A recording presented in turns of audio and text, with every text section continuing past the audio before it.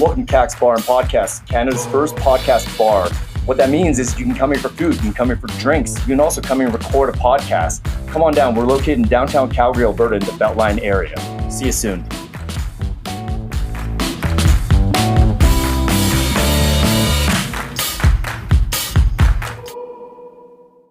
And we're rolling. I'm here today with Carl Davies. Carl, we met him a couple weeks ago. He was coming by through Kaks Bar and Podcast. He was a funny guy, very chatty. I guess he's only in town for a little bit for work, but I found Carl charming and fascinating, and so did my coworkers. So we decided, let's shoot some content and just see where it goes. Cool. Carl, first and foremost, the accent. Where are you from? I'm from Birmingham in the UK. Okay. Yeah. So I try and mask that as much as I can. In a way. Why? It's a little bit of an embarrassing accent, and can come across quite thick. You sound like David Beckham to me. Oh no, definitely not. He's not from Birmingham. No. Where's Beckham from? He's from London. Okay. He talks with a London accent, But okay, well, but I don't know. It's a little different. You guys have a lot of different accents over there, right? How many distinct English accents are there? I'd probably say there's probably from the Scottish down. There's probably loads in Scotland. Like there's Aberdeen, they start singing to you in a Scottish accent. There's Glasgow, which is fighting talk, and then there's Edinburgh. And to be honest, from the outside looking in, they're probably all the same. But when you're up there, you'll definitely notice the little nuances. I would say from the outside looking in, we can hear a variety of different accents. Yeah, but that's just Scotland. Mm-hmm. So you then come down to the sort of north of England, I'm going to say Gateshead, and I'm not going to miss out Newcastle. Uh-huh. And I don't want to do any accents this one, because there's a friend of mine, and she'll probably hear this, and she'll go, no, you've murdered it. Anyway, so there's Newcastle / Gateshead, and the two of them don't get on. Okay. The one's across the river from the other, and they're bitter rivals. Is this from a long history of I couldn't even tell you what. I don't even think they know what the history is. I'm sure somebody will tell them one day. Yeah. Then you've got sort of Liverpool and Blackpool, Manchester, all blending into. Well, again, I'm going to get shot down for blending that in, but they're very similar to make the accents. Mm-hmm. And then you've got Black Country and Birmingham, which are very, very similar, but miles away when you get to know them. And then going down towards London, you've got a really fast talking, they're going to talk in a London accent. And then you've got Bristol, and they talk like farmers down there, and down towards Plymouth. Have you heard of Darren Till? He's an MMA fighter out of the UK, but I don't know where he's from, but he has the most. I don't hear his English accent like much. I was going to do an impression, but I'm going to have some more drinks. Give it a go. Okay, how would Darren Till talk right now? Say he was talking to you right now. You just met Darren Till. He'd be like, Carl Davies, I'm an MMA fighter, man. I'm an MMA fighter. You don't understand. He talks. So everything's just extenuated. He sounds a little Irish. No, he's not Irish though. But okay. but he's like, I don't give a fuck, mate. I don't give a fuck. Like he always talks like that. And then he's like, I beat your ass, mate. You don't understand what you're fucking with. He literally talks everything's just extended, So I'm like, where the fuck is he from? Because I'll have to have a look. I'll look later. I mean, I won't look now, but I don't know. Do you want me to look? Yeah, Darren Till. Yeah, Darren Till. He's super famous in MMA anyway. His nickname's the Gorilla. I can talk ad nauseum about Darren Till. He was a very promising fighter. Yeah, but then he went on he fought for the title too, and then he's from Liverpool. Liverpool. Okay, so it's a Liverpool accent. So okay. So what I just did was not a million horrible. miles away. I mean, Liverpool's right next to Ireland from Dublin. Yeah, and but Carl, there's two Scouser accents that you can get, which is Liverpool and how I've been described as doing the Liverpool accent is they'll say no in two different ways. So they'll say no. Yeah, like that. Or they'll say no. So depending, so no is the posh one, and no is the sort of not so posh one. Okay, Gotta be okay. careful, haven't I? I'm going to get back in the UK and they go, hey, what you saying about that, hey? Come on. Carl, I got to ask though, what I just did just now with my impression, was that extremely like racist in a way? No. Because imagine if you accents can't be racist. but imagine you did a Chinese version, I'd be a bit still, I know it's not coming from a racist place, but it would sound a bit funny, right? But it's just because English accents are. No, it's not racist. It's not racist. Okay, yeah, because I'm to definitely be honest, it's bizarre, but I only ever see. So you got to be careful. I've got to be careful because when people say things like racism, to me, it means a lot of different things. Yeah. And okay, maybe wrong word. Whatever, bigotry or whatever. Yeah, that'd probably be a better word. Yeah. Back in the day, people would be, they make fun of Chinese accents, but it's and then it came off offensive, but it was a different set of circumstances. Back in the day, it was mockery, though, wasn't it? Yeah, it was taking the piss. But now, it's like, for instance, I don't feel bad saying that this person's from Pakistan. Yeah. But I wouldn't say that Paki. Right. That's racist. Yeah. But if I say I need to blur that out. No, well, the thing is, I'm kind of explaining it in a way, but you have to be so careful nowadays that you don't offend anybody with the description of it. But if you say, there's 10 guys in that bar, and if you go to that one guy, what's he got? The dark hair? Yeah. But you can't say that he's fat because he's fattest. But you've got to describe somebody somehow, but without feeling like you're crossing that line. I know it's tricky, and we used to never have to really. The one with the blue eyes. Yeah, that's it. Yeah. Cool. The guy wearing jeans. Yeah, it's like, oh, okay, narrows it down a bit. We're in a weird time, but I mean, me and my friends we always had this joke about because in Canada they had to remove all the indigenous mascots that were on athletic teams because in North America, sorry, like the football team in Edmonton used to be the Edmonton Eskimos, right? Now it's I think it's Edmonton Elks, and then safe. Yeah, and then in the U.S. there used to be like the Washington like Redskins, right? And then but like I was joking with my friend, like, man, it's literally just circumstantial why one race was allowed to become a like a logo versus another one, because in a parallel universe, could you imagine, like the racist connotation for Chinese people, it rhymes with ink. All right. Imagine like the Calgary Flames was called the Calgary. And then it's like, but over in this parallel universe, like it's just widely accepted, right? Yeah. It's just like, oh, hey, we're going to the Inks game or whatever, right? And then it's kind of like we're moving on now. Yeah. Do you know what I mean? If we've got rid of it all, it's time now to move on with it. Yeah.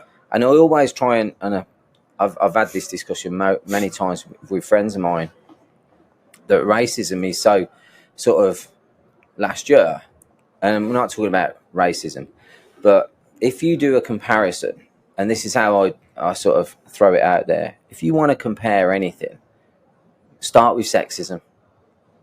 Okay. Let's start there. And then let's apply those rules back for everything. What do you mean by that? Elaborate. Okay, so let's say any person, make, model, color, creed, whatever. If you apply some of those same rules or different rules to women, let's say, because let's face it, women have been repressed for thousands of years. Racism's only very new in one way. If you're talking about the last sort of 1,000 years, let's say. It's all women, bad but if you apply it to women, that's had it for like since the dawn of time. Do you know what I mean? We are then let's bring it back to how we treat our better halves, and there should be more women in boardrooms. There should be more women. There should be equal pay. Like, for instance, these actresses are saying that if this one, if she wasn't cast as this role, there was a guy that would support this film and put another third into the budget if it wasn't a female playing the lead. But it's very case by case on the scenario we're talking about. Because I'm generalizing largely. Acting, that's one thing. For sure, I'm thinking equal pay.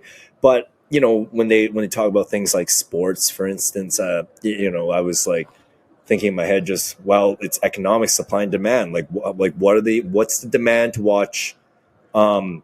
The NBA versus the WNBA, right? Like it's just a different. It's a different landscape. Answer that one.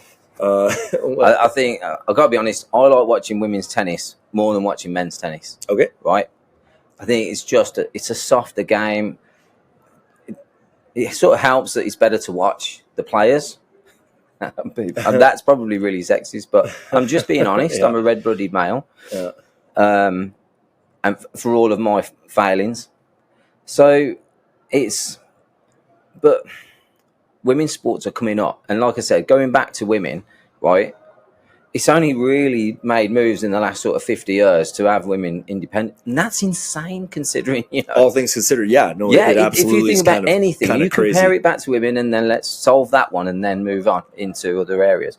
Anyway, but the point I'm getting is women's like football won't have the same amount of following as men's football. It just won't, and it's kind of an assumption to think that women are going to follow women's football.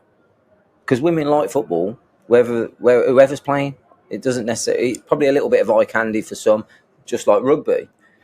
But the point is, the sport wasn't very good up until recently, so it wouldn't have demanded the amount of skill. Not the skill, that's the wrong word.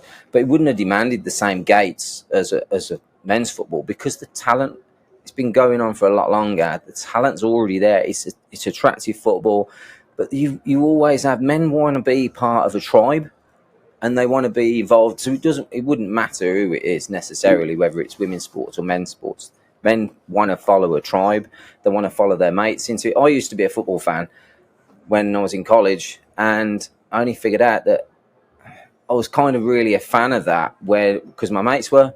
And then when I moved job and I was working sort of on my own as an engineer, because I didn't catch up with those friends, I wasn't a football fan. But then I realised this one answer. I said to a friend of mine, I says, "You're a football fan, right?" And he went, "Yeah, I'm a diehard football fan." Okay. Would you follow your team or follow that game in any way if none of your friends did? And he went, "Well, that's exactly what I do." I went, "No, that's not true. You've got friends at work. You've got friends that you socialise with. Some of your friends have got like season tickets, and you get spare tickets and things like that." He went, "Okay." And he went and had to think about it. He went, "Yeah, actually, I still would be a fan." And I'm the same with Formula One. I watch Formula One, even though I can't really talk to anybody about it. And I, to be honest, I don't follow the teams or so much the drivers. I more follow the tech. I like the engineering because I love engineering. I look at that table and I go, I appreciate that. Mm-hmm. I know it sounds bizarre, but I appreciate old buildings and things like that. Yeah. Because it's the way they put it together now. You know, that's all the technology they had then, and they put that together. Wow, that's amazing. That's just what. But so I like the Formula One. But then it goes back to being a fan, doesn't it? Are you really a fan of something if no one you knew followed it? That's a very good question you just presented. For you said it's Formula One. For me, it's combat sports. Yeah. I've always been on my own in my enthusiasm for combat sports. I have a lot of friends that do martial arts and are fighters, but those aren't my friends I hang out with. It's kind of like odd. Yeah. So it's weird. So I am kind of solo, and I find whenever I'm watching an MMA event, I'm the one explaining to my friends like how important this fight is, who the people are, why you should give a shit. Yeah. You know, so MMA is something like, if I was a quadriplegic tomorrow, knock on wood. Yeah, but I would still have the will to live to watch fights. Yeah, I get this weird dopamine hit from watching it. Like it brings me pure Formula One. Exactly. But you brought back the football thing, European football, which means soccer, people. But it's like I'm in that exact thing for hockey. I didn't grow up playing hockey. I'm born and raised in Calgary, but hockey's a religion in this country. Yeah. Like it really I'd love is. to go to a game. Oh, it is fun. No, trust me. Like hockey's fun to watch, even if you don't know what's going on, because just watching these guys fly on these bladed shoes, trying to take each other's head off, firing this hard puck that can literally like take your eye out and your teeth out, and then they fight, and like it is fucking crazy when you really think about it. I heard about one time that a game broke out. Apparently, during this hockey fight, the game broke out. What do you mean the game broke out? Like this guy, because he's so sort of synonymous with fighting. Yeah, that everyone fought, and then by the way, we had a game as well. The entire bench is emptied multiple times. probably something to do with Patrick Waugh. Anyway, Patrick Waugh was this crazy goalie. Are you familiar with Patrick Waugh? Is that name ring a bell? No, but I'm taking it all in. He's a goalie. He's a throwback goalie from the 90s, but this guy is like he's an angry fucking goalie. Like most goalies don't fight, but he skates across the rink to like beat up the other goalie, and every time it happens, the other goalie's just like, Patrick, like, come on, man, like it's supposed to be for like the goons, and then he's like, and he gives them no option. He starts assaulting them, and then he ends up coaching, and then it was so crazy. And Patrick Waugh, I do love the guy. Like, again, I guess maybe I do know more hockey than I let on, but I remember Patrick Waugh, this one game, he was coaching his son. He's a coach now. It wasn't in the NHL, but it was in a league pretty high up. Fight breaks out again. Both benches clear. They're literally fighting on the ice, Carl. Like, really imagine this. Like, it's just like the amount of just negligence, like, for parents watching kids, like, but Patrick looks at his own son. He's like, nods his head, and you can see him look at his dad, like, nods his head, skates across the rink, starts joining you. Well, no, to fight the other goalie who's just sitting there with his arms over the net, like about to have a sip of water, and the same thing, looks at him like, holy fuck, like Patrick Waugh's son's about to come at me, like, and he even said, like, I don't want to fight, like. And if you don't want to fight someone in hockey, you don't have to, man. Like, Wayne Gretzky didn't go around fighting everyone. Like, otherwise there'd be no money to be made. But and Wayne Gretzky's like the Pele of hockey. So, do you think this love of hockey has sort of molded you into watching UFCs? No. I've always had a natural love for mixed martial arts, like fighting. It's in my blood. There's a little common ground there. Yeah, but hockey fighting is a whole other martial art on its own. You're fighting with off balance blades on your feet, like. You can't head kick someone because you have blades on your feet. It's pretty much agreed upon. You're going to do what's called like jerseying each other. You just grab each other's jerseys. And it's a slugfest. Now, lately, though, it's turned into actual martial arts. Like, there's been a guy throwing what's called a Superman punch on the ice, which means you fly off one foot and punch someone doing the Superman flying pose. And like, that caught everyone off guard. And then people were angry at that because they thought, hey, that's not just like a classic bar brawl in England. You're supposed to be just fisticuffs, one motion. And how dare he? What? This is a fight. We have rules, right? How dare he use actual martial arts in this fight? But the Patrick Waugh story. Patrick Waugh's son just assaulted the shit out of the other goalie. Had that kid like curling up, and I was just like, oh my god, like. In one hand, I respect Patrick Waugh. The other hand, I'm like, what kind of house is this? Yeah. What kind of house is this? The coaching is more like it's like a boxing training camp. I guess, man. Like, hey, remember, I want you to put all your kits on, and I want you to work 3 minutes a bag and do some skipping. Where does the hockey come in? It's like, oh yeah, wait, oh right, we got to train but you can all play, right? You can all play. It's not about playing. Carl, how many kids do you have again? You have a lot. 6. So Carl has 6 kids. Your household, I take it's not get up at 5 and start punching a punching bag. No, well, or is it? Actually, this actually happened. What are their ages, by the way, Carl? I've got Kelsey, who's 24. She's at uni learning dietetics. Okay. We've got Joe. Diuretics? No, dietetics. So it's like advanced nutrition advice for. Okay. Yeah, you have me you go to a doctor. I thought you said Dianetics too. What's that mean? The Scientology cult, Dianetics. Yeah, like no, I've never I was like, Carl, get her out of that right away. Yeah, no, she's going to uni for that. It's a proper degree. Okay. And she comes out of that and works for the NHS, the National Health Service. Okay. Or National Harm Service. No, they do a great job. They're just a bit fucked. And then I've got my son Joe's 22. He's in between projects. I'm going to say projects. He's unemployed. He's a late starter in life. There's good things going to come from him, but not for a good 10 years. I saw the one photo, man. Like your son, Joe, you said? Yeah, he's 6'2". Yeah. Yeah, he's like towers over me. Yeah. But I mean, I can push him over. He's strong though. I've got to be honest. Yeah. Yeah, he's a good lad. You can put size on, but you can't put more height on. That's kind of like dice roll is the dice roll for that. But he still looks up to me, and he's going. If he sees this, he's going to go, "No, I don't, Dad." And then I've got Charlie, my daughter, who's 20. She's at university to study advanced nutrition, sports coaching, whatever. And then I had a gap because I chose the wrong person to have 3 kids with. I say wrong person. From the time I thought she was, and obviously, you do learn. But I've got 3 amazing children with that mom. And then I had a bit of hiatus where I was single for so many years because I just wouldn't put up with crap. Yeah. You know, when you get older, the list of things you don't want in your life gets longer. Yeah, yeah. And the crap that you would accept when you were younger because of whatever reason just disappears.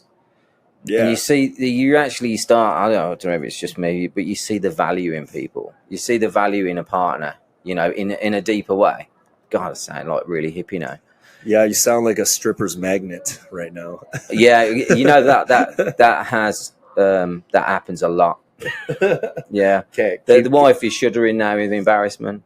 But no, it took me a long time to find the woman of my dreams. And I knew...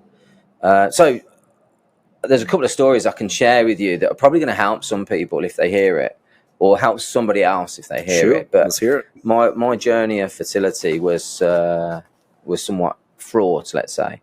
So I'm going to sum it up by saying I think both partners had PCOS, which affects your fertility, especially for a woman. Both skinny women.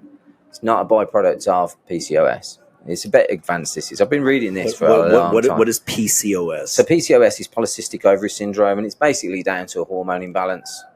And I'm going to pretend like I know what I'm on about, but if anybody hears this, if they've heard this for the first time, then it is a hormone imbalance. Okay. If they know what they're talking about, then just read Megan Ramos's book, Nadia Patiguana, things like that. There's some really good experts out there. Anything by Jason Fung. Anyway, long story short, so me and the wife, so many years of singledom and having married women approach me, like, married?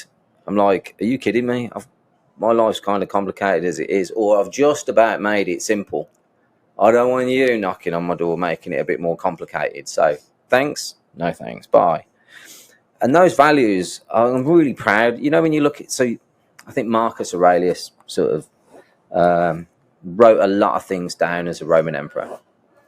And the one thing that I'm going to take from it, which I discovered myself, and it's not him that says this is me that's saying this, but you've got to ask yourself 3 questions every day, twice. Once in the morning, once of a night. And if you can answer really honestly about these 3 things, then you're in a good place. So what am I going to do today that I'm proud of? And telling a married woman that I'm not interested in her, because it could have been easier, but it could be easy to say yes, but it's difficult sometimes to say no. And you're like, no, this has made my life easy. So what can you do today that's going to make yourself feel proud of who you are? But you've got to look yourself in the eye. And as I've got older, this has been more and more important for me anyway, to be able to look myself in the mirror and like the person looking back. For years, I've probably not been doing it. Like when you're young, you're just young and stupid and whatever. And you have less conscience about anything. But then when you look at yourself truly in the mirror and you think, you know what? I actually like you. You're the person I want to be around. You're the person I want to be. So that's one. And then 2, what am I going to be? What am I going to do today that's going to make me ashamed of myself? So there's 2 lists there.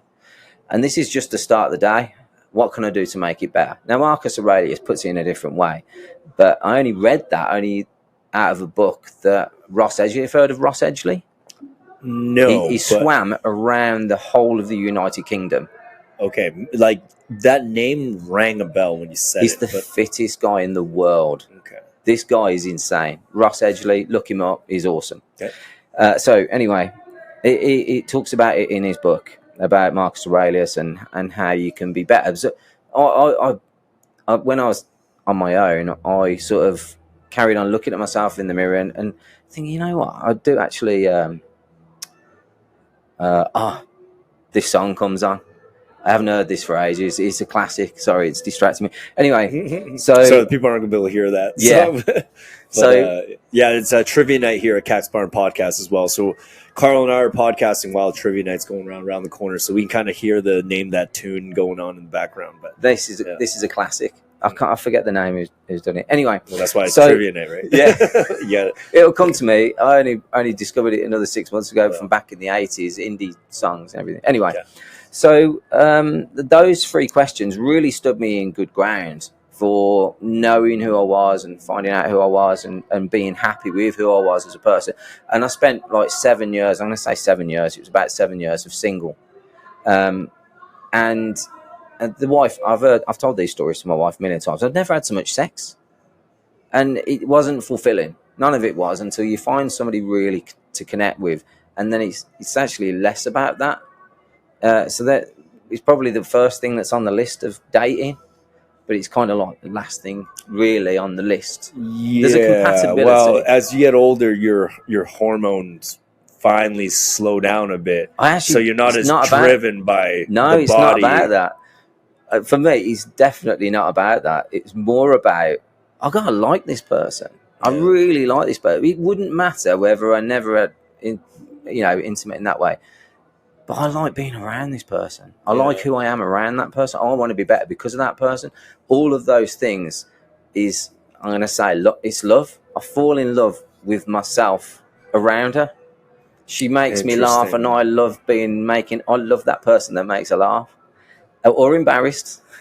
And both happens quite often. Anyway, so that was where I found myself, and I didn't realise that I started chatting to this girl at work. I didn't realise she was married, and I never ever crossed the line on any conversation I had with her until she told me. Well, I didn't even cross it then, but she told me she left her husband because she grew feelings for me, and we're married now. We've been married sort of, I'm going to say 2013, the 14th of the 12th, 2013. Yeah, that's right.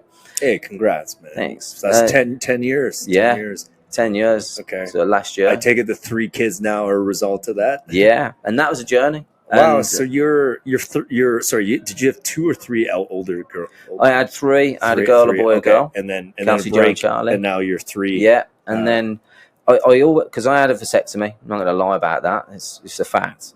Nearly everyone I know knows. So don't worry. It's going to be on the internet, so everyone will know as well. Yeah, it doesn't matter. I mean, to be honest, it's part of a journey that I don't mind sharing because people might not have had this.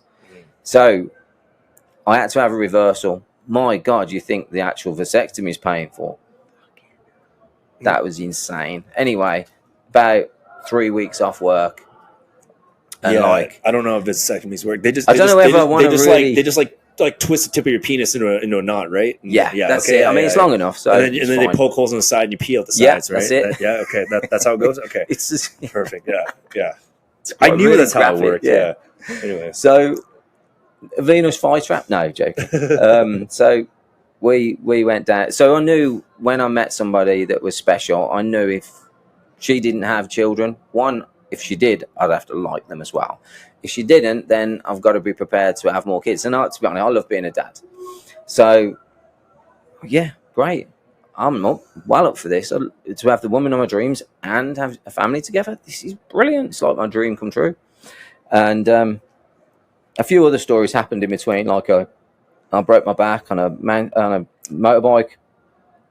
You're quite the like right now for the audience, you're in Canada because you work for Inkjet. What's the company called again? So I started a company in 2012 or 2011. I forget now. Called Inkjet Monkey. After working for all of the major manufacturers, working on machines that they're quite bespoke, large format UV printing, which was only really come out in 2003. We'll put this on the show notes, by the way. Carl's company and are you comfortable with your Instagram being in the show notes then? Yeah, okay, no problem. Perfect. Yeah, all right. And then so I started that company sort of, I'm going to say, on my own. Jen was working for another company at the moment. At that point, Jen's your now wife. Yeah. Okay. So she was working as a HR specialist for a big property company, and she moved. I actually met her whilst we was working at the same company. I don't want to mention that company's name. Yeah. So anyway, we met there. She moved up to Birmingham because she was living in Reading, and then history was made. We wanted to be together and things like that. So she moved. She got some different jobs working at Gap, where we met one of our a dear friend of ours, Catherine, who I'm going to mention because she's just awesome, very massively inspiring lady. And so me and Jen, we hooked up, and knew we wanted kids, so we started practicing. Got it down to about 30 seconds. Anyway, no, hey, that's good. Efficient. It's time. Pretty good, that, isn't it? Time, yeah. I mean, I think she might have preferred at least 10 minutes, but 30 seconds, whatever. No, that was her. Oh, 30 seconds. Okay, great. Oh, I guess everyone's just efficient with their time. Ruthlessly efficient. Did you ever watch that Family Guy where they made fun of English people having sex? I've never watched any Family Guy. Oh man, maybe that should be on my 50 at 50. Watch Family Guy. Oh man, it's a great show, but again, it depends on who's. It depends on your mood, I guess, because they poke fun at everyone. But it showed a couple of English folk like just just like Margaret. Oh, I think tonight we should have sexual intercourse, and then she looks back like I agree, and then he's like actually let's not. And that was it. Yeah. And then they had another bit where it shows the same characters. I think they're like he's like literally on top in missionary with the blanket over, and he's like almost there, and I'm finished. And she's like, well done. And like that was it.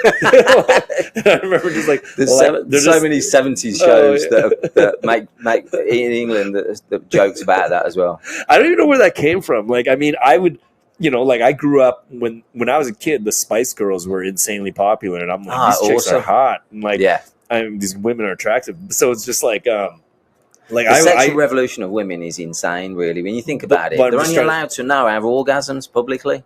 What? Do you know what I mean? Have you not noticed it? It's I forget the word that they're using now, but it's a hashtag. It's like it's been frowned upon so long that women have been not allowed to pleasure themselves with having sex toys and stuff like that. This is an English thing? Like, there's friends of mine that actually post videos of like dildos and stuff like that, saying, why should this be frowned upon? The sexual revolution of women should not, be. Well, it's not a conversation piece. It's not frowned upon in North America. But, maybe we're just a little stuffy in Europe. Yeah, I don't know. But all I was trying to say was like I always found like English women like super hot and everything, and I was like, what? Like, where's this myth that the sex life is bland? That Family Guy made fun of it like that, where. But I'm like, but I don't like. I'm like, there's no way. Like, it's very English. Yes, you have to finish. Of course, I can see where that's coming from, and that's changing. I did not get the premise. I didn't realize that was a stereotype or whatever, but I just thought it was just funny. But they poke fun at everyone, everyone, like no one's safe from that show. I can see where that comes from. It's probably a little outdated now, especially if you go to Europe. In the bars and clubs of like Ibiza and Ayia Napa and Magaluf and stuff like that, then I'm sure it's actually the other way around. The women are predatory. I'm serious. Yeah, no, I don't know what I'm laughing. If you haven't watched The In-Betweeners, watch The In-Betweeners. It's hilarious. That pokes fun. That pokes fun at every teenage boy, I think, around the world, specifically English as well.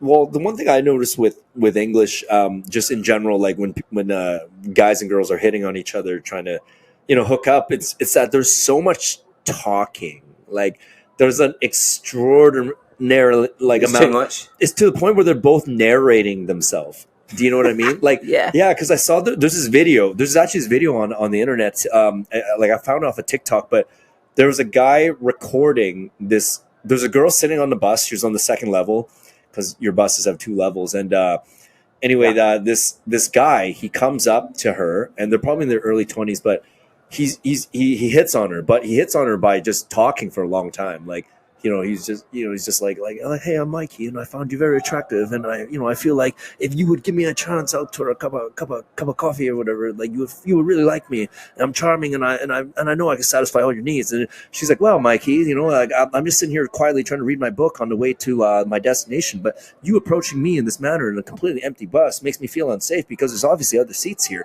and you're just coming up to me and no one else is here. And then like all of a sudden, Mikey looks at the guy filming. He's like, mate, why are you taking a video of me trying to attempt to hit on this woman here?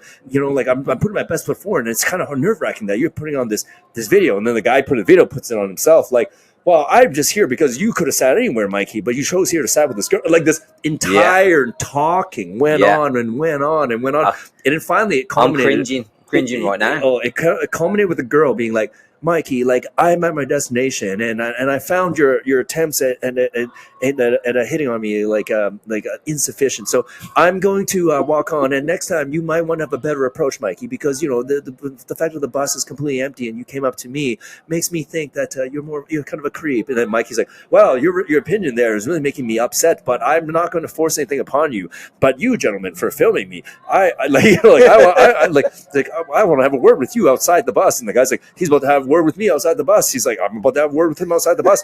And they go outside the bus, and like again, like it's just more talking. The whole thing was filmed, and like I was sitting there like, none of that dialogue should have happened. Like the guy probably like over here would have been like, hey, what up, girl? And she'd be like, not interested. He's like, ugh. And then, why the fuck you filming me? And Buddy'd be like, because you were about to do something creepy. It's like, fuck you, let's go fight. Like it'd be like that. But the amount of crazy dialogue, like one, very articulate. They both very well explain their emotions. But I was like, this took a long time for a rejection, you know? Do you know, so I read a book, and for anyone that's single out there listening to this, it's a great story. It's a great story about a 26-year-old sort of balding guy with glasses. Wayne Rooney? No, God, no. He was a freelance journalist for a Rolling Stone magazine. He was part of Motley Crue's, like, documenting whatever they was up to, and he couldn't get any side pussy at all, right? So he was a failure, a virgin. Yeah, but just not an attractive guy anyway. Well, attractive guys, bizarrely enough, are less successful than mediumly attractive guys generally. Okay. So where was we? Yeah, no, well, that was the story. I just basically said like the stuffiness about the approach of. So this game, right? This guy, I won't tell you his name just yet. A lot of people, if they know this story, it's a love story about this guy, 26 years old, balding, struggling for anything. He becomes one of the world's master pickup artists and goes around the world teaching people how to pick up women. Is it Andrew Tate? No, God, no. He's probably not a good role model, is he? I haven't read any of the news about Andrew Tate, but anyway, this guy's name's Neil Strauss. Neil Strauss. He sounds very familiar. He wrote a book called The Game. Okay, that was him. All right. I never read The Game, but I read some techniques about it. Like as when I was young, man, who didn't like look some of that stuff up? Yeah. Right? Well, to be honest, I didn't until this area of singledom that I was in, and then like I found myself in some ways successful with women and loads of ways failed, and I could never quite piece it together. To be honest, I didn't really have the focus either. It wasn't a big part of my life. You seem busy, man. You have like 3 kids, an ex-wife. You're launching your business. Yeah. Like where would you even have time to date at this point? And to be honest, life was pretty busy. I travelled a hell of a lot for this company. And I was always around. In fact, the girlfriends I did have, I think I remember being with somebody for I'm going to call it my singledom time, but I was with somebody for around 6 months. And I think I only ended up seeing them around 10 times, like over 6 months. And it was just that I don't know why. Anyway, it just, when things just weren't meant anyway. So at that particular point, so I was reading this book called The Game, and what I took out of that game book was not only how to sort of chat up women, which is kind of like the first reason why I read that book. It was more of how to actually listen more than anything. And not only that, how the female and the male dynamic is generally supposed to work. Women want strong values, alpha male, somebody that can protect them. And guys just want big tits and big hips for successful children. But essentially, we both want the same thing. Carl thinks this, anyway. No, I'm just generalising. I'm teasing. This instinct that we have inside that draws the eye to a nice figure of a woman. Doesn't matter whether you're in a settled relationship. It's probably thousands of years of just human behaviour. Because it's only recent decades that things have been less physical. Prior to that, everything was still physical. Yeah. So natural gender roles were implemented upon people, whether they liked it or not. And if you want to also- eat, you're gonna have to get along with the guy that's physically fit to do all the chores. And 90% of our communication is body language, which we didn't have the beauty of or the eloquency of our language as we do today. Yeah. So, which is kind of muddled things up a little bit because we can say things. But that's what I mean by that video of that guy hitting on that girl. The body language, that thing was a 1 second interaction, drawn out to 20 minutes of dialogue, which is which for whatever reasons I paid attention to the entire thing, because again, like the English language, when you guys speak it, it is like a hypnosis. Yeah, because it's like the accent with the sureness and the tone and then the subtleties and just the preciseness of because you guys invented the English language. Yeah, so it's like you're using it to its actual max capabilities. Yeah, and, it's a very polite language. Yeah, but it's so long form that I'm like, dude, like everyone here should not need therapy, because if you just talk out loud, you can describe exactly the way you're feeling. I mean, one, he shouldn't have approached her from the front. He shouldn't have approached her from the back. She was on the second level. You go out of your way. I mean, there's a 3-second rule.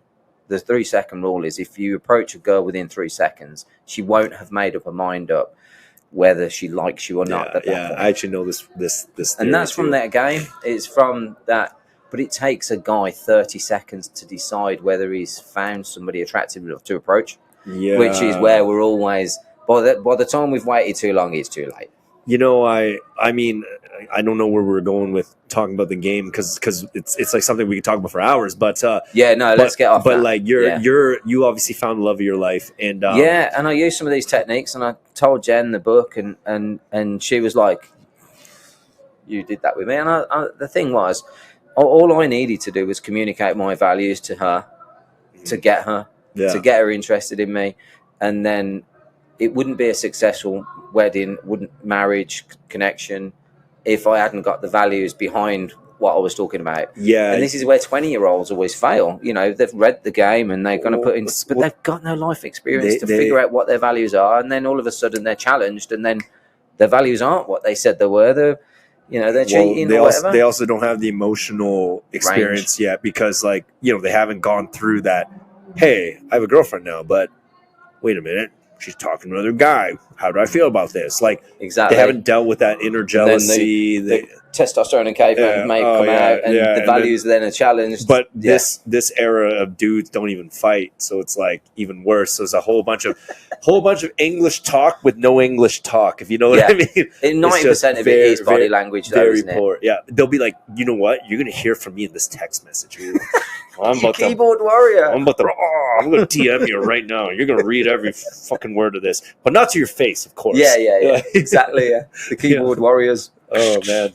Yeah. No, I saw a whole lot of that during Stampede. It was actually quite fascinating. I was like, am I that old? I'm like, I'm not that old. You know what we're talking about? The dynamic of men and women. There's no better place to watch that than at an ice skating rink with teenagers. An ice skate. I'm not joking. I mean, I've taught my kids to ice skate. I'm not very good. I'm still not very good. I'm barely crossover, and I've been doing it years. But watching the teenagers interact with one another, you get some kids that girls fancy, and the girls will go up to them and go, "I'll help you out." And then there's some guys, alpha male in it, like skidding past and crossing over and going backwards near them, and And it's a very, very interesting dynamic. If you read the game and you find that human interaction interesting, you'll just watch teenagers at an ice skating rink. I think it's fascinating. Yeah. Look, I'm no expert myself, but no, like I'm engaged right now, and like I love my fiance, and like. And how long? Congratulations. Huh? How long you been engaged? A year now. Yeah, we're gonna just elope. We're not doing a wedding. But we just haven't gotten around to it. It's so Me and my wife did that. We didn't tell anybody. We just got married. That's nice. That's what we're told about them to the next do day. The family, everybody. Yeah, you probably didn't want to go through another super wedding like. No, I was never married. This is my first and only wedding. Oh, okay.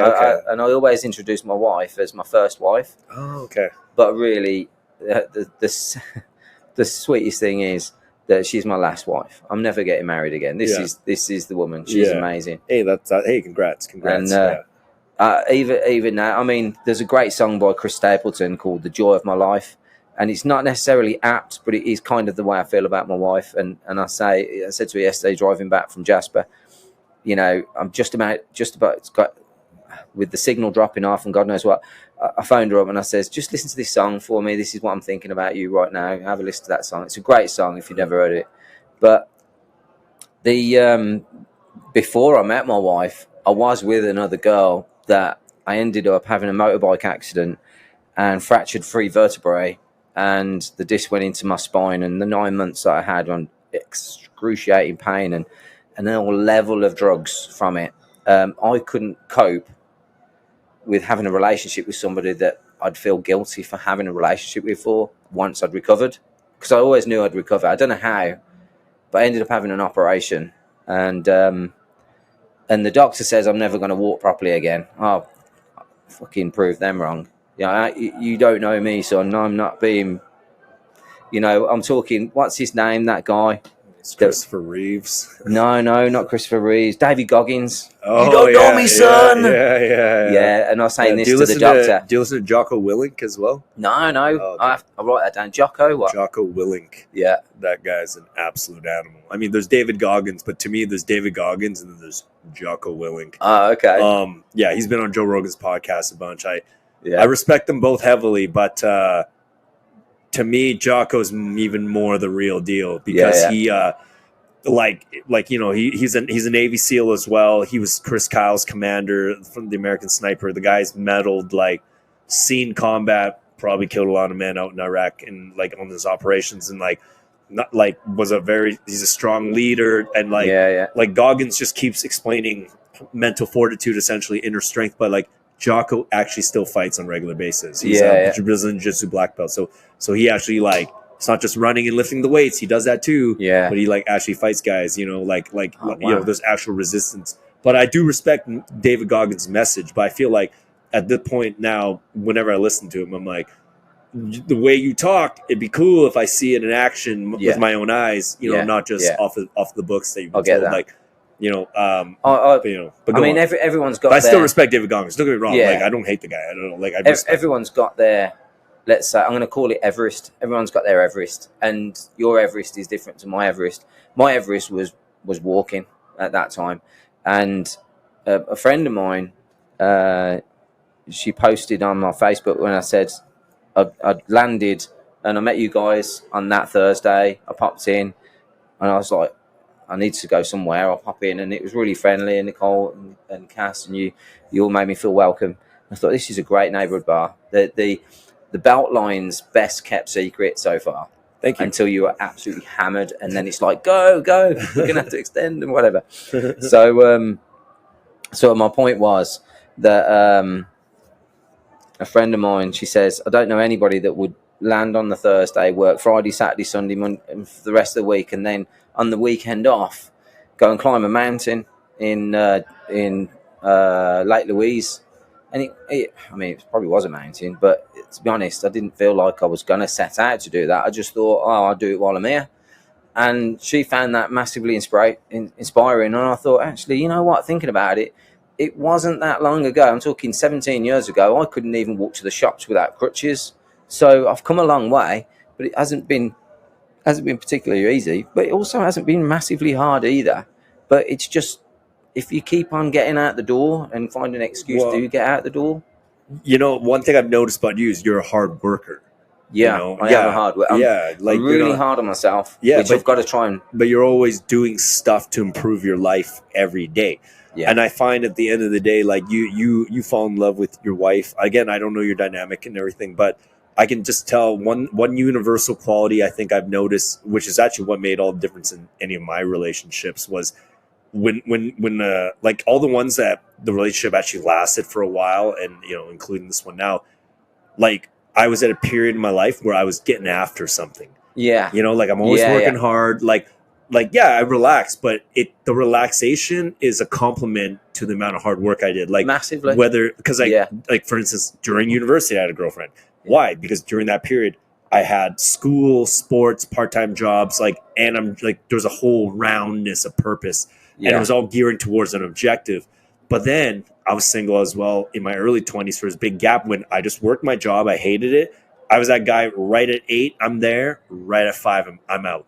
Yeah. And there was nothing else. And then I'm at the bar. Or, well, I still went to a gym, did martial arts. But like, but there was no passion for that next trajectory. And I noticed I was single. Then all of a sudden I had my next mission. I remember like I got into an oil company and I was like working towards getting into a better department. And every time I talked about this with the girls that I was seeing, they got happy because they could see I had a direction that could bring about an actual life. And I'm not calling them gold diggers, but I'm saying like they want to be part of a growth. They see the values of quality in you. Yeah, but then quality. But then I get that job, and then I go through another low period where all I did was clocked in, clocked out, and then I noticed.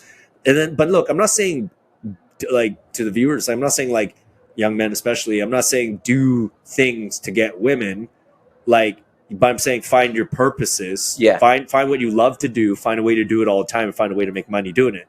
You get that, then women, you're the woman that's right for you. Women that are right for you, and then it's up to you to choose. Really, they do come flying into your life. It's like a magnet. It's up to you to to sift through which one's the best fit.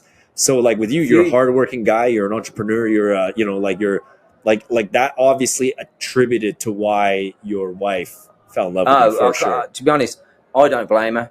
I'm fucking awesome at what I do. I love what I do. If I won the lottery tomorrow, and I say this, there's an air of arrogance about it. But the arrogance is replaced with the confidence because I am good at what I do.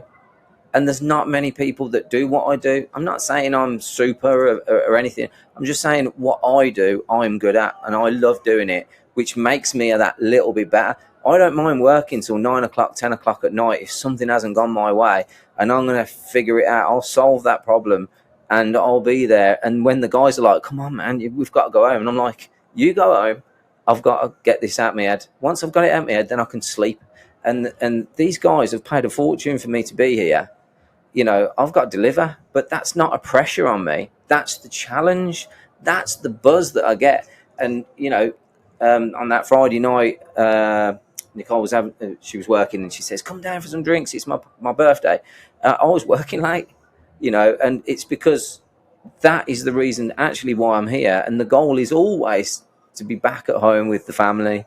But I haven't told you another little quality that I've been doing, a little challenge, and I find it massively fulfilling for me as a man.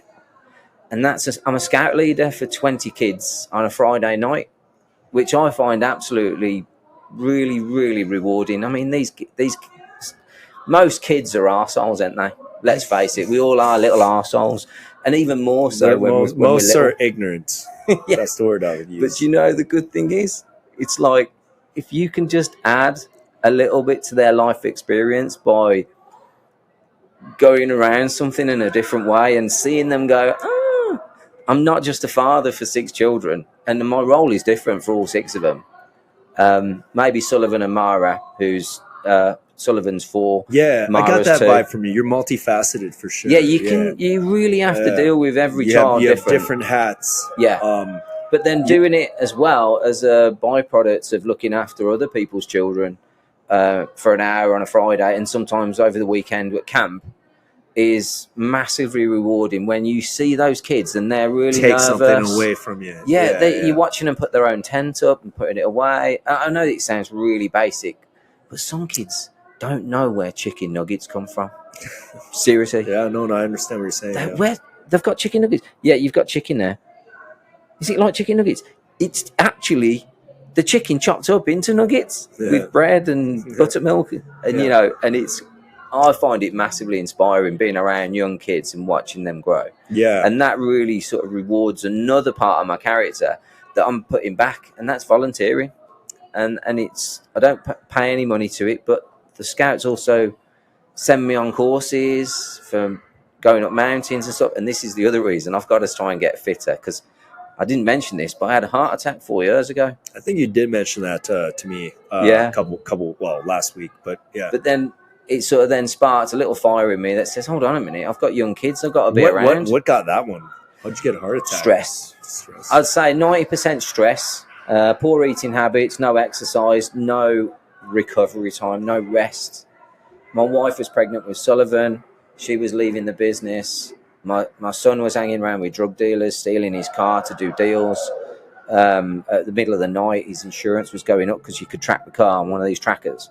So work was stressful. We was bringing somebody into the business to replace Jen. So another mouth to feed at work.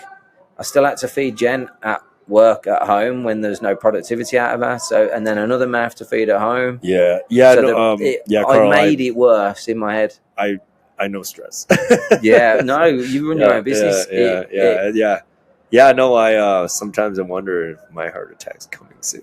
But anyway, the thing is, you've got to go easy on yourself. I decided to give myself permission to Relax. Take a day off when I need it now. Yeah, Good. like because I was definitely hitting the edge. A lot goes into this. We're doing this basically all ourselves, and when I say ourselves, I mean like we're not backed up by Concord or nothing. It's just me and my partner figuring it out as we go, trying to make our dreams come true while maintaining, fairness for our employees, hours, labor, money, handling like interest rate hikes. Like it's not, I get stressed. I'm with you. And but every now and then I'm like, I have nights where I'm like, it's like 3 days in a row. I probably slept 2 hours, and I'm like, how the fuck am I still walking around? Yeah. But then the day 4 hits and I'm starting to feel it like the side of my vision's hovering with like a blur where I'm like, this isn't right. Then I have this weird feeling in my chest sometimes and I'm like, okay, this is definitely not right. And then I sleep and everything's fine. Yeah. I'm like, it's because I'm not fucking sleeping. If I could give you a pill now, which give you insane amount of recovery, hormone balance, muscle recovery, basically everything. If I could give you that pill and said it was free to you, you'd never appreciate it. But sleep gives you all of those benefits. If you are not giving your sleep opportunity of 8 hours, you are honest. This is one thing that I've learned. They say sleep, nutrition, and exercise are the 3 pillars. It's not. Sleep is the pillar. Sleep is the pillar. Everything else goes on top of that sleep. If you don't sleep, and there's people that choose watching Netflix till 11 o'clock at night and go, I'm up at 6, don't worry, I'll get another show in. What they really need to do is rip the TV, throw it out the window, get to bed, read a book. I agree with you 90%, but there's actually, about a year ago, I made friends with, I'm not going to name his name, but let's call him Jim. Sure. Or Jill. Well, anyway, this friend of mine, he was, at the time I was bartending, and he walked into the bar one day, and he looked like a guy who used to be homeless. Now, what I mean by that is like his teeth are obviously pretty rattled up, and but his clothes looked clean. They weren't new, and his hair was combed, and he combed his beard. And anyway, turns out I became his friend. He was doing a construction project near the bar I was working at. But turned out he had recovered from being homeless in the last year, and now he owns his own, he has a little small trailer. He lives off the grid, but he finds construction jobs. And this guy came in for twice a week for over the month. So I only had 8 or so interactions with him. But he told me about the years of being homeless. And, and I told him, hey, man, your story is very touching, but I'm not going to lie. I have not always been the best guy towards homeless people. Not being I never hurt a homeless person, but I've walked by many and just not tried to help because of the reoccurrence of seeing them panhandling again the next day. And I know, hey, they're not really making an effort to improve. But we got on the topic of sleep, Carl, and because I was like, because the guy's like, yeah, we talk about health and sleep. He actually said the same thing. He's like, you need sleep. Sleep's the main thing that heals you and it gives you ability to get off your drug addiction and this and that. But he did say you need sleep without cortisol. Yeah. That's the main thing. Because he says homeless people sleep a lot. Yeah. They're laying around sleeping and walking. They're walking and sleeping all the time. But every time they sleep, it's a horrible sleep. They're not hitting that REM sleep because they're so ashamed of their life. They're full of so much guilt. They're full of so much lostness. As they're trying to rest, they actually have stress hormone releasing throughout their system. So I bet they're on high alert as well with predatory or being on the street, exactly, craving a drug. Yeah. And then he just explained it's just a hellhole. Nothing was great coming from it, and his journey was pretty harrowing, but he also had a very traumatic life. But we also came to an understanding. I'm like, look, the stories you've told me, those aren't forgiveness, man. Like what you did was wrong. The stealing, the this and that, and the the bum fights or whatever. But and he understands, but he's on his feet now, and I wish him all the best. And I actually want to come on the podcast one day if he'll come down. That'd be a great story. Yeah. Well, as long as he's still in the straight and narrow, right? Because he teeter-totters. Because one thing about this guy in particular was like, he's built like an athlete still. Yeah. He's only 5'9", 145 pounds, but like lean, thick boned. And like he was showing me some of his shadow boxing. I was like, holy fuck, you're a natural fighter. And like, he's like, yeah, I know. I was like, that's why I always knock people out. And like, but he's almost 50 now, but he's anyway, I hope he comes on the show. You know who you are. But anyway, the sleep thing, it has to be a true restful sleep, like 100%. A de-stress state. Yeah. That's something I'm having trouble finding. I'm going to add to that. So anything by Matthew Walker, have a read of that. That's why I got this ring. This tracks my sleep, and it tells me, and to be honest, last night was the best night's sleep I had since I've been in Calgary. Oh, nice. And I've been around a bit, Yeah. And I'd say probably the biggest upset was the jet lag. And I would say that you're exactly right. Alcohol before sleep is probably the very worst thing you can do. Yes. If I'm having alcohol now, I'll guarantee you I won't get a good night's sleep. But it affects my deep sleep. This measures your deep sleep. It affects my deep sleep massively. And then I don't feel so great the next day, and it sort of, you can see it teetering away. And adding on to that cortisol as well, when you eat, if you're eating, watching a TV show, and let's say you're watching 24, which is quite, what's going on? Cliffhangers. I've got to watch the next one. You're winding yourself up, especially if you're last thing at night, you're watching something. Unless you've got a method of being able to calm that breathing, calm that cortisol release, and even more importantly, when you're eating, if you're eating and watching something else, you're not engaged in your food. You actually don't take in the nutrients that you're meant to from your food. Huh. This is why there's only two things that you should be doing when you're eating: having a conversation or listening to music. If you're watching something that's like gonna, getting your stress hormones up, your cortisol, your adrenaline, like watching a football match, trying to eat a hot dog. You are literally triggering your insulin. And you are going to go straight into storage. Yeah, it's too deep. This is any. No, it's not, Carl. I love these conversations. And I, like my podcast isn't just goofy jokes. It's like sometimes it gets serious and philosophical. But something I've noticed now as an entrepreneur is the entrepreneur. When you set out on this journey, the one main thing I want to tell everyone who has an inkling to become an entrepreneur, and I'm like, throw health out the window. Now, what I mean by that is because perfect health requires a perfect routine. Yeah. You don't have a routine no more, man. Like, your phone goes off, you got to solve that problem. Like, you want to get 8 hours sleep, you don't. You want to work out every day, you might work out 4 days a week. You want to work out every day, you might one day do 2 hours, the other day is half hour. Like, you are all over the map solving problems. You're the guy that people call to fix problems. You're responsible for fixing problems. Like, so now, is this sustainable? No. But this is the growing pains until your business is successful. Then you can pay people. Then you can get back to a routine. So right now I'm in the growing pains phase. I wish it's over by now. I wish I was like a successful super guy. But you've got 2 years. But I'm in the grind for it. Well, 2 would be nice. I mean, I like, for all I know, it could be 5, it could be 6, it could be 7, it could be 8. In a good economy, you should be able to establish a business within 2 years, and it should start feeding itself properly then. Yeah. 2 years is around about. So we've been open 3 months, so I still have quite a ways to go. But I keep reminding myself. But this hang is where, in there, bud. This will pay off. Don't forget, you've got a good team of people as well that you can rely on, and that art of saying no. Sometimes you have to delegate. And it's really important for yourself that, like you said, you've now got to take a day off. You've got to be able to. I've got to be honest. I've been doing this 10 years, and sometimes I think to myself, I wonder how long the business will last if I don't get another job. And I do think that. And that goes through your mind. You think, how many days can I sustain with not covering, not getting enough covers for the day? Yeah. And this is why I not chose your place. Your place chose me. So I was looking for somewhere exactly like this, a neighbourhood bar that's really friendly, it's really open, it's up and coming. I definitely sort out the sound deadening, because a lot of sound reflections can stress people out, and then they stay longer, drink more, eat more, whatever. Definitely helps massively. I've got a few friends that run restaurants that actually had to add sound deadening panels. Yeah. I went through that with Cass. Let him talk to you about it. Yeah. It's a very cheap solution of lowering people's stress in the bar. Because the one night, I think it was just the accent. I was tired. I couldn't really hear what was going on with the joke. So it sort of put me off a little bit. And I felt like I couldn't join in. But that's just me being honest. And, you know, feedback is what you want, isn't it? It's constructive.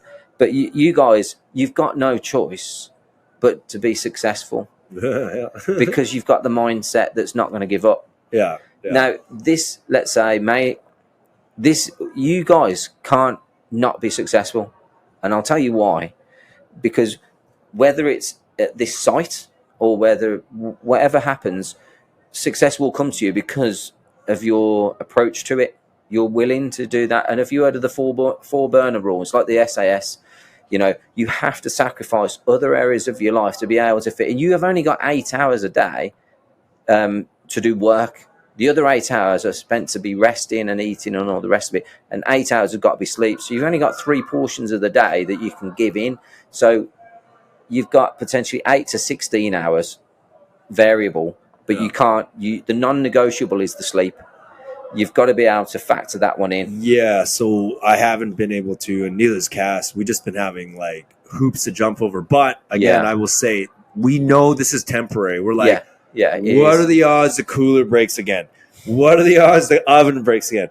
What are the odds the AC stops working again? What are the odds Shaw's doing another major downtown like all these things are real stories, by the way. It's like I'm actually looking like if that happens again and again, then there's actually a societal failing. We're talking about an oven guy literally can't make an oven anymore. A cooler guy literally can't make a cooler anymore. Like if that's happening, then we're talking about like, okay, well, there's greater problems at play here. It means like no one can focus on their job at all to do anything.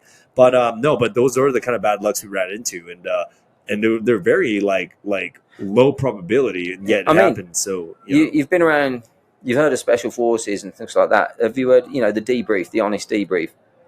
And when you go through problems like that, this is how my mind works. What could I have done to prevent it? And literally analyze. It hurts my brain when I do this so much because I do this. It's like, I'm going to tell you Basic Instinct, right? The film, Sharon Stone, she shows it what's it, right? You still don't know at the end of the film whether she did it or not. I actually never seen Basic Instinct. I only know it exactly from her showing her cooch. That kind of film fucks me up. I'm like, hold on a minute. I was waiting for an answer. I haven't got one because there's an ice pick with some. There's an ice pick under the bed at the end, if I remember rightly. But watch it. That kind of film. I'm like, fucking hell. There's no answer now to the end of that. And it's that kind of thing. So basically, to go through the debrief in your mind and say, what could it... And then there's a friend of mine did this, right? And I'd bought myself an inflatable kayak, right? And I thought, I'm going to go out on the river because we live right next to a canal. Not even 5 minutes walk, I'm at the canal, pump it up. And the reason why I didn't go on it, because I couldn't find the pump. She said to me, how much is a pump? It's 10 quid. Stop it. You can put 10 quid to get that back. It's 10 quid. Stop fucking moaning about 10 quid. Yeah, but I've got one. Well, then you'll have 2 if you find the other one. So what? It's 10 quid. Donate it, whatever. But the point is, don't overanalyze something that really is a short-term solution. If it costs you more money, you can potentially get it back. But and I suppose it's a bit of an analogy for running a business. Is sometimes you have got to really wind that back because you haven't got it. But sometimes it's just not. I'll give you an example. The wife says, we can't afford to go on holiday this year. And my answer was, we can't afford not to. And have that, both sides of the coin, whenever you make a decision when it comes to your recovery. Can I afford to have this day off or can I afford not to? Yeah. Have both sides answering, the devil and the angel. But they're both really devils and they're both really angels. Yeah, no, Carl, I've absolutely made that analysis. Since we've opened in the year and a half leading up to it, Cass and I have been 7 days a week going at this. So I'm like, I actually looked at the timing of things and I was like, my body is telling me, do it take your day off, turn off your brain. It is one of those, like, if a fire even breaks out, let the crew handle it. Because you've handled the other times, right? I have been called back in a couple times where, you know, like, I thought it was done for the night and like trying to unwind. So I was like, this is your time to rest. And if you don't do it, you're going to fall apart more after. So just, you know, like, so that's where I'm at there. I mean, don't forget, you love what you do. Oh, yeah. You know, you wouldn't come back to this. I waited for you, Carl. You're half hour late. Well, no, but you know what? I love what I do. That's why at first I was like, yeah, guess I'm going home. But then once you're like, I'm ready. I'm like, ooh, get to know the podcast. Fuck yeah. I was ready. I had this. I'm just teasing. Cooked myself a steak, and it was mint as well. Yeah. I cooked myself a steak and had some vegetables, and I was like soy sauce in there. Made a satay sauce with it as well. It was delicious. And I was like sitting there thinking, I'm gonna just park myself in front of the telly and watch shit on telly. And I was like, I looked at my phone. Oh shit, I've had a message. Who's this? I was like, oh shit, it's tonight. Oh God, quick. Trainers on, run down the road, maybe look presentable. Hopefully I do. Oh yeah, you know, look great. I got a nice compliment the other day that I looked late 30s, and I thought that'll do. And how old are you, Carl? I'm 50 this year. I'm doing 50 things at 50 years old. Right. And one of them's climb Kilimanjaro. I'm not going to do it this year, but I'm 50 something now, so it doesn't matter. So play Scrabble. I've got no interest in playing Scrabble. I've gone 50 years without one. I actually really don't want to do it, but it's on the list. I've got to do it. Take a flying lesson. Done that. Paraglide. See, the fact that you even have that list just again shows you probably why your wife fell in love with you. Like, you're a man who wants to live life. Yeah, do you know? I always said it. I don't know whether I've got enough time because I've had one heart attack. Chances are that the other one's not that far away unless I can do some, unless I can reverse CVD, which I'm going to try and do on myself anyway. I will try. The alcohol and the Coke doesn't help, but still focus on Coca-Cola, people. yeah, that's what I mean. Yeah, Coca-Cola, the drink. But cutting down inflammation, cold water immersion, swimming in the lakes, going in ice baths, things like that cuts down inflammation, makes your body work a bit harder, which is great for your body. If you don't do cold, you should do cold. I've been hearing a lot about the benefits. The effects is insane. Yeah. If you don't know anybody, and I've spoken to a few people, they don't even know what Wim Hof is. Wim Hof's the man. Wow, I know about him just because of the Joe Rogan podcast, right? Joe Rogan's my inspiration for all this, so I still listen to it every day. So have a listen to the Asim Malhotra version as well. It talks about statins. That's a good one. Yeah, and the one amazing fact he has, Asim Malhotra on the Joe Rogan podcast, is for somebody who's already had a heart attack and he's prescribed the 5 tablets that they give you, one of them's being statins. It's how long do you expect me to live longer taking a statin every single day? For somebody of my age, previous heart attack, how long do you think by taking a statin will extend my life? Have a guess. I don't know. Joe Rogan said, I don't know, maybe 20%, 25%. He went 4.5 days. I went 4.5 days. 4.5 days. They expect me to live longer by 4.5 days by taking a statin. I'll forget the statin. The side effects of the statin move way too much. So I'm doing other things anyway, which I'm asking the doctor, what else should I do? And the doctor's like, you can take this tablet. And then I'm like, hold on a minute. There's more to it than this. Do you potentially just have a heart condition genetically? No, I don't. Okay. I don't have a heart condition at all. I have a lifestyle condition. Yeah. A lifestyle condition that is been brought on from early age, from eating cereals, drinking milk. I'm not going to say all of these things are bad, but cereals is one of the worst inflammatory foods that you can take. Dairy milk is probably another one. I'm not even going to go on to oat milks and stuff. Okay. They're not meant to be milks. They're meant to be food. The reason why we had agriculture in the first place is because we needed to supply ourselves with food during the winter when the animals weren't available, high protein and nutrients and stuff. So I tried veganism, didn't work for me. It's just not compatible with me. Have you tried the carnivore diet? Yeah, I'm sort of going that way. Fish, meat, vegetables. Just long periods of fasting as well in between. Well, I've done a couple of 4-day fasts, and I felt absolutely amazing after them. I type in Shawn Baker into Instagram. So he was an All Blacks rugby or whatever. If it's not rugby, then pardon me. Yeah. Guy's 6'4", 250, 260, jacked. Yeah. Like we're talking about, like looks like a Incredible Hulk. He's 56 now, and he's been doing the carnivore diet since he was 50, I think. I might be messing up the ages, but just Shawn Baker, that's his name. Yeah.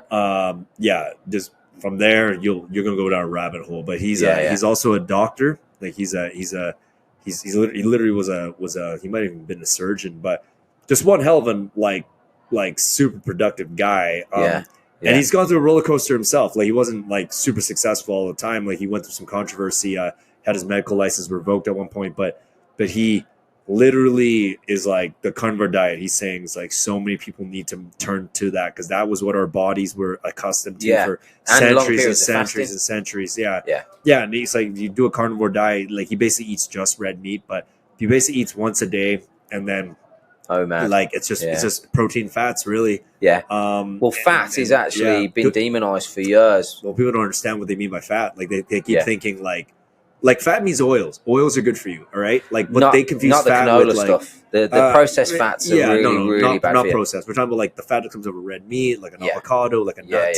Like all that's good for you, because that's literally the cholesterol that provides you to create your own hormones. Hormones are literally built from fat. But what people misunderstand is what, like, we're talking about sugar fat. We're talking about eating candy, like the fat that like that. That's literally just sugar, which is actually what this shit, you know, which like, is what's caused me issues actually. That I'm what's called tofu, thin on the outside, fat on the inside, and